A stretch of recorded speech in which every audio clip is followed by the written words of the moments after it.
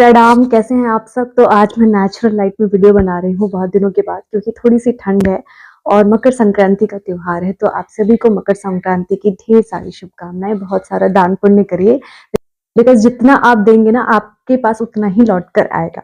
और आज की वीडियो का टाइटल आपने देख लिया, तो मैं आप सबके साथ शेयर करने वाली हूँ आज की एनर्जी कैसे ट्रांसफर होती है। आपको अपनी लाइफ में पॉजिटिव एनर्जी चाहिए या नेगेटिव, जो भी एनर्जी चाहिए वो आप कैसे चूज़ कर सकते हैं, जो कि हम में से बहुत लोगों को नहीं मालूम रहता है। देखिए, हमारे इंडिया में शुरू से ये परंपरा रही है कि हम सबके पैर नहीं छूते हैं। ये चीज़ें मुझे भी बहुत बाद में पता चली, क्योंकि मैं भी अपने बड़े बुजुर्गों का पैर छू लिया करती थी। लेकिन तब मुझे मेरे घर में ही बताया गया कि ये एक लॉजिक है। तब मुझे समझ में नहीं आता था कि ये तो जात-पात वाली बात हुई। लेकिन बाद में जब मैंने लॉ ऑफ अट्रैक्शन के बारे में पढ़ना स्टार्ट करा, सीखना स्टार्ट करा, तब मुझे ये बात समझ में आ गई कि अच्छा, तो ये लॉजिक था। क्या लॉजिक था, मैं आपको बताती हूँ। तो देखो, गाँव में तो अभी भी जात-पात वाला बहुत मैटर करता है, तो वहाँ पे लोग बहुत फ़ॉलो करते हैं इस चीज़ को। तो मुझे लगता था कि ये बहुत रूढ़िवादी विचारधारा है, क्योंकि हाँ, हमारे गाँव में ये रूल्स है कि हमारे घर के जो बुजुर्ग हैं, जैसे हमारे दादा-दादी हैं या हमारे कोई रिलेटिव आ रहे हैं, तो हम उनके पैर छूते हैं। लेकिन अड़ोस-पड़ोस का कोई भी आता है, वो भले ही बुजुर्ग है, लेकिन उनका पैर छूने के लिए हमें मना किया जाता था। हमें कहा जाता था कि हमें नमस्ते करें, सबके पैर नहीं छूना चाहिए। पता है क्यों? क्योंकि वो एनर्जी ट्रांसफ़र होती है। आप जिस भी चीज़ को टच करते हैं, मतलब कि उस चीज़ में जान हो, वहाँ पे आपकी एनर्जी ट्रांसफ़र होती है। वैसे मुझे तो लगता है कि हम अपने मोबाइल को पकड़ते हैं, तो इसमें भी हमारी एनर्जी कहीं न कहीं ट्रांसफ़र होती है, क्योंकि हम इसको हमेशा दिन-रात अपने हाथ में लिए रहते हैं। तो जब ये मोबाइल किसी और के हाथ में जाएगा, तो कहीं न कहीं हमारी एनर्जी ट्रांसफ़र होगी। तो इसीलिए अपनी चीज़ें किसी दूसरे को देने से बचना चाहिए। ये भी मुझे नहीं पता था। देखो, आपके कपड़े जो हैं, आप जिनको नहीं पहनते हैं, अगर आपको उसको किसी को देना भी है, देना चाहिए। आप गरीबों को दे सकते हैं, अनाथालय वगैरह में डोनेट कर सकते हैं। तो अगर आप ऐसा सोच रहे हैं, तो सबसे पहले आपको उसको ना नमक पानी से वॉश कर लेना है, सेंधा नमक में। तो आपकी एनर्जी उसमें से खत्म हो जाएगी एंड देन उसके बाद आप उसको डोनेट करो। लेकिन कभी भी आप जो है वो ऐसे ही मत दे दो, मतलब आपने पहना, नॉर्मल वॉश करा और दे दिया, तो नहीं, ऐसा नहीं करना होगा आपको, बिकॉज़ ऐसा करने से कहीं न कहीं आपकी एनर्जी ट्रांसफ़र होती है। बहुत सारे लोग किसी से भी गले मिल लेते हैं, किसी से भी हाथ मिला लेते हैं।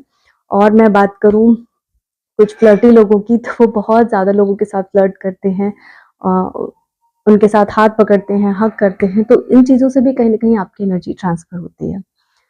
अब बात करूँ, देखो, शादी के बाद जब आप एज़ अ हस्बैंड वाइफ होते हो, तो आपकी कहीं न कहीं ना एनर्जी एक-दूसरे के साथ मैच होती है।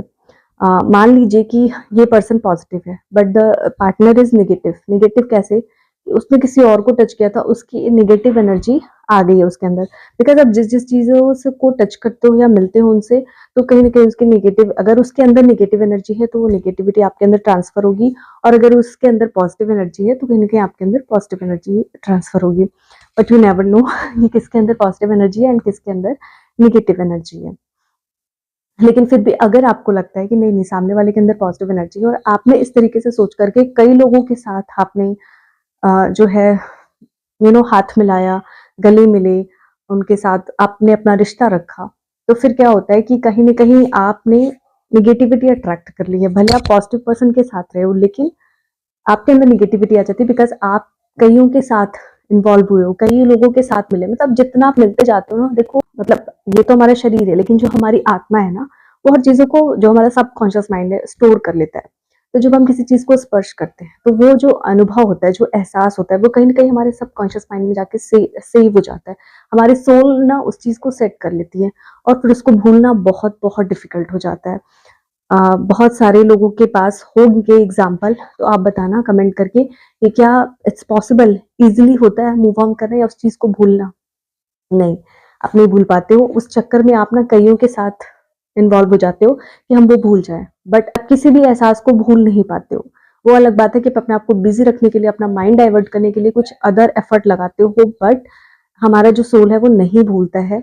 जब भी हम किसी के कॉन्टैक्ट में आते हैं, तो जो वो एहसास होता है, फीलिंग होता है, उसको हमारा सोल कहीं न कहीं जो है वो पकड़ लेता है, और वो मेमोरी सेट हो जाती है। इसीलिए हमें कहा जाता है कि हमें सबके पैर नहीं छूने चाहिए, सबसे गले नहीं मिलना चाहिए। कहीं न कहीं वो ना उनकी एनर्जी ट्रांसफ़र होती है, और वो एज़ अ मेमोरी सेट हो जाती है, और वो मेमोरी भूलना बिल्कुल भी आसान नहीं है। तो बहुत सारा आप जब बॉडी काउंट क्रिएट कर लेते हो ना, तो क्या होता है कि बहुत हौच-पौच हो जाती है आपकी मेमोरी में और बहुत ज़्यादा कंफ्यूज हो जाता है आपका सोल कि आपको चाहिए क्या लाइफ में। आप अपनी हैप्पीनेस खुद नहीं ढूँढ पाते हो। तो पॉजिटिव और नेगेटिव एनर्जी का ये मैटर है। तो आज के बाद से अगर मैं आपको बता रही हूँ तो आप भी जान लो भाई, सबके पैर मत छुओ। जो आपके घर के बड़े हैं आप उनके पैर छू सकते हो, जैसे माता-पिता वो आपके भगवान के समान है, आप उनके पैर छू सकते हो। एंड देन इसके अलावा आप बाहर कहीं भी जा रहे हो सोसाइटी में, किसी से भी मिल रहे हो, तो ज़रूरी नहीं कि आप उनके पैर छुओ या उनसे गले मिलो। ये गले मिलना तो वैसे भी वेस्टर्न कल्चर है, क्योंकि हमारे इंडिया में कभी भी गले मिलने की परंपरा जो है वो दूसरे लोगों से नहीं रही है। अपने घर के लोगों से आप मिल सकते हो, बाहरी लोगों से नहीं। जिनको आप नहीं जानते हो, जिनसे आपकी दोस्ती हुई है। देखो फ्रेंडशिप में भी हम गले मिल लेते हैं, क्योंकि कहीं न कहीं हम एक-दूसरे के विचार से कनेक्ट करते हैं, एक-दूसरे को जानते हैं, ठीक है? अगर आपने 10-15 फ्रेंडशिप करी और सबके साथ गले मिल रहे हैं, तो आपका सोल खुद कन्फ्यूज़ हो जाएगा ना कि आपका फ्रेंड है कौन-सा? कि कोई एक पर्टिकुलर ऐसा हो तो दैट इज़ ओके। लेकिन आप सबके साथ गले नहीं मिल सकते ना, सब इतने फ्रेंड तो मुझे नहीं लगता किसी के भी हैं कि 10-15 ऐसे फ्रेंड मिल जा रहे हैं भाई जिनके साथ आप गले मिल रहे हो। तो ये चीज़ नहीं होनी चाहिए, क्योंकि आप एनर्जी ट्रांसफर और इसका रिज़ल्ट आपके कहीं न कहीं भविष्य पे बढ़ता है। जिस तरीके की एनर्जी आप क्रिएट करते हैं, जिस तरीके की एनर्जी को आप एब्ज़ॉर्ब करते हैं, वैसे ही आपकी लाइफ़ बनती जाती है। तो आप अपनी लाइफ़ को अगर प्रोटेक्ट करना चाहते हो, तो आपको एनर्जी ट्रांसफर से बचना होगा। अपनी चीज़ें किसी को भी ऐसे नहीं देनी होगी और किसी की भी एनर्जी को अपने अंदर नहीं लेना होगा। उसके लिए आप क्या कर सकते हो कि किसी से भी आप मिलो तो आप नमस्ते करो, लेकिन हाथ मिलाने और गले मिलने से बचना है आपको। पैर आप छू सकते हो, लेकिन सिर्फ़ अपने घर के लोगों के ही पैर छुएँ, मैं यही कहूँगी।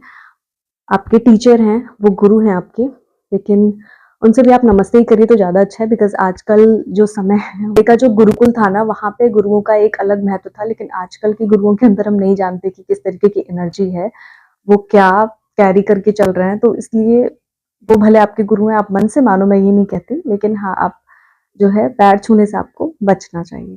हाँ, आप जो बहुत संत सिद्ध महात्मा पुरुष हैं, जिनको आप जानते हो, जो जिनकी बातों से आप कहीं न कहीं इन्फ्लुएंस होते हो, कथावाचक है जिनसे आप बहुत इन्फ्लुएंस होते हो। मैं ये भी नहीं कहूँगी कि आप उनके पैर छुओ, ठीक है, वो आप उनको गुरु मानते हो, आप उनको प्रणाम करो, बट पैर नहीं छूना है। अब मैं बात करूँ कि किसी ऐसे महापुरुष की भाई जिसने ब्रह्मचर्य ले लिया है और जो बहुत तप साधना में लीन है, तो ऐसे पुरुष से मिलने पे ऑब्वियस सी बात है कि उसके अंदर कितनी हाई एनर्जी होगी, कितना हाई वाइब्रेशंस होगा।